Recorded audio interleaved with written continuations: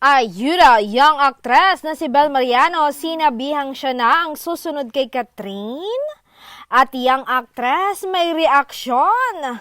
Say ng actress, malayo pa ako sa kanya. Isa siyang box office queen. Ang dami ko pang kakaining bigas upang maabot ko ang mga narating niya. Actually, gusto ko rin siyang makatrabaho kasi isa siya sa mga hinahangaan kong artista sa industriya, si Ate Catherine.